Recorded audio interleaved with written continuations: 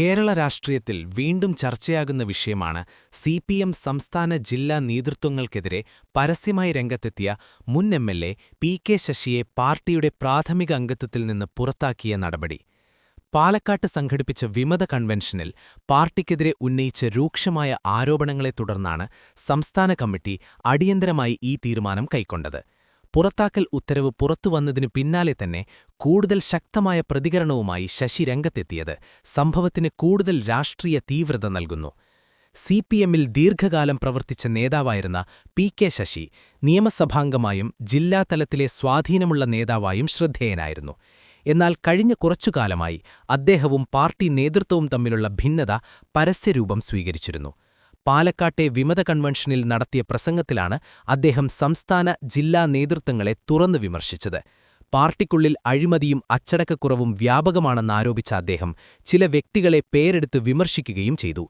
ജില്ലാ secretary N Suresh ബാബുവിനെതിരെ spirit കച്ചവടക്കാരൻ എന്ന പരാമർശം നടത്തിയതും മദ്യപാന സദസ്സുകളിലാണ് പാർട്ടി തീരുമാനങ്ങളെടുക്കുന്നതെന്ന ആരോപണവും വലിയ വിവാദങ്ങൾക്ക് വഴിവെച്ചു. പാർട്ടി അച്ചടക്ക നിയമങ്ങൾ ലംഘിച്ചതായി വിലയിരുത്തിയാണ് സംസ്ഥാന കമ്മിറ്റി അദ്ദേഹത്തെ പ്രാഥമിക അംഗത്വത്തിൽ നിന്ന് പുറത്താക്കാൻ തീരുമാനിച്ചത്. ഈ നടപടി സിപിഎമ്മിന്റെ കർശന അച്ചടക്കപരമായ സമീപനത്തിന്റെ ഉദാഹരണമായി ചിലർ വിലയിരുത്തുമ്പോൾ വിമർശനങ്ങളെ അടിച്ചമർത്താനുള്ള നീക്കമാണിതെന്ന വാദവും ഉയരുന്നു. പുറത്താക്കൽ നടപടിക്ക് ശേഷം മാധ്യമങ്ങളോട് പ്രതികരിച്ച പി.കെ. ശശി തന്നെ പുറത്താക്കാനുള്ള സമ്പൂർണ്ണ അധികാരം പാർട്ടിക്കുണ്ട് എന്ന് സമ്മതിച്ചു. ദീർഘകാലത്തെ സിപിഎം ബന്ധം ഇവിടെ അവസാനിക്കുന്നുവെന്നും അദ്ദേഹം പറഞ്ഞു. എന്നാൽ പാർട്ടിയിൽ നിന്ന് പുറത്തുപോയെങ്കിലും തന്റെ രാഷ്ട്രീയ പോരാട്ടം അവസാനിക്കില്ലെന്നും അദ്ദേഹം വ്യക്തമാക്കി.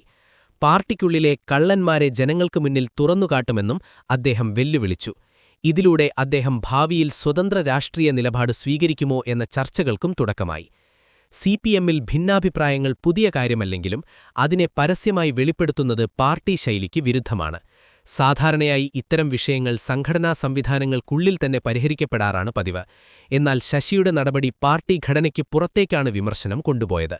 അതുകൊണ്ടുതന്നെ പാർട്ടി നേതൃത്വത്തിന് ഇത് കർശനമായി കൈകാര്യം ചെയ്യേണ്ട സാഹചര്യമുണ്ടായി. പാലക്കാട് ജില്ലയിൽ സിപിഎമ്മിന് ശക്തമായ രാഷ്ട്രീയ സ്വാധീനമുണ്ട്.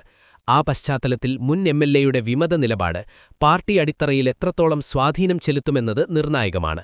ചില പ്രാദേശിക നേതാക്കളും പ്രവർത്തകരും ശശിയോട് സഹാനുഭൂതി പ്രകടിപ്പിക്കുന്നതായി സൂചനകളുണ്ടെങ്കിലും പാർട്ടി ഔദ്യോഗിക ഘടന മുഴുവൻ സംസ്ഥാന കമ്മിറ്റിയുടെ തീരുമാനത്തിന് പിന്തുണ നൽകിയിട്ടുണ്ട്. ഇതിലൂടെ പാർട്ടി നേതൃത്വത്തിന്റെ ഏകോപനശേഷി തെളിയിക്കാനുള്ള ശ്രമമാണെന്ന വിലയിരുത്തലും രാഷ്ട്രീയ നിരീക്ഷകർ മുന്നോട്ടുവയ്ക്കുന്നു. അതേസമയം ശശിക്കെതിരെ മുമ്പും പാർട്ടിയിൽ നടപടിയുണ്ടായിരുന്നു എന്ന ചരിത്രമുണ്ട്. അച്ചടക്ക പ്രശ്നങ്ങളും ആരോപണങ്ങളും മുൻകാലങ്ങളിൽ അദ്ദേഹത്തെ വിവാദങ്ങളിലാക്കിയിരുന്നു. ഈ പശ്ചാത്തലത്തിൽ ഇപ്പോഴത്തെ പുറത്താക്കൽ നടപടിയെ ചിലർ അവസാനഘട്ട സംഘർഷമെന്നാണ് വിശേഷിപ്പിക്കുന്നത്. എന്നാൽ ശശിയുടെ പ്രസ്താവനകൾ പാർട്ടി അകത്തളങ്ങളിൽ കൂടുതൽ ചലനം സൃഷ്ടിക്കുമോ എന്നത് കാത്തിരിക്കേണ്ട കാര്യമാണ്. സംസ്ഥാന രാഷ്ട്രീയ സാഹചര്യത്തിൽ ഇത് കൂടുതൽ പ്രാസംഗ്യമാർജിക്കുന്നത് വരാനിരിക്കുന്ന തെരഞ്ഞെടുപ്പ് പശ്ചാത്തലത്തിലാണ്. സംഘടനാപരമായ ഐക്യം നിലനിർത്തുന്നത് എല്ലാ പാർട്ടികൾക്കും നിർണായകമാണ്. അത്തരത്തിൽ ഒരു മുൻ എംഎൽഎയുടെ വിമത നിലപാട് പാർട്ടി അടിത്തറയിൽ എത്രത്തോളം സ്വാധീനം ചെലുത്തുമെന്നത് നിർണായകമാണ്. അതേസമയം ശക്തമായ നടപടി കൈക്കൊണ്ട് അച്ചടക്കത്തിൽ വിട്ടുവീഴ്ചയില്ല എന്ന സന്ദേശം നൽകാൻ സിപിഎം ശ്രമിക്കുന്നതായും കാണാം. പി.കെ. ശശി ഇനി സ്വതന്ത്ര രാഷ്ട്രീയപാത സ്വീകരിക്കുമോ മറ്റേതെങ്കിലും രാഷ്ട്രീയ വേദിയിലേക്ക് നീങ്ങുമോ എന്നത് വ്യക്തമല്ല. എന്നാൽ പാർട്ടിക്കുള്ളിലെ കള്ളന്മാരെ പുറത്തുകൊണ്ടുവരും എന്ന അദ്ദേഹത്തിന്റെ പ്രസ്താവന വരും ദിവസങ്ങളിൽ കൂടുതൽ വെളിപ്പെടുത്തലുകൾക്ക് വഴിവെക്കും എന്ന സൂചന നൽകുന്നു. ഇതു പാലക്കാട്ടെ സിപിഎമ്മിൽ മാത്രമല്ല സംസ്ഥാനതല രാഷ്ട്രീയ ചർച്ചകളിലും പ്രതിഫലിക്കാൻ സാധ്യതയുണ്ട്. ഒടുവിൽ പി.കെ. ശശിയെ പുറത്താക്കിയ തീരുമാനം ഒരു വ്യക്തിയുടെ രാഷ്ട്രീയ ജീവിതത്തിലെ വഴിത്തിരിവു മാത്രമല്ല, പാർട്ടി അച്ചടക്കവും സംഘടനാപരമായ ഐക്യവും തമ്മിലുള്ള സംഘർഷത്തിന്റെ ഉദാഹരണവുമാണ്. ഈ വിവാദം എത്രത്തോളം വ്യാപകമാകും, പാർട്ടി അടിത്തറയിൽ എന്തു പ്രത്യാഘാതങ്ങളുണ്ടാക്കും, ശശിയുടെ രാഷ്ട്രീയ ഭാവി എങ്ങോട്ട് നീങ്ങും എന്നിവ ദിവസങ്ങളകം വ്യക്തമാകും. കേരള രാഷ്ട്രീയത്തിൽ പുതിയ ചലനങ്ങൾക്ക് ഇത് വഴിയൊരുക്കുമോ എന്നത് ശ്രദ്ധേയമായ ചോദ്യമാണ്.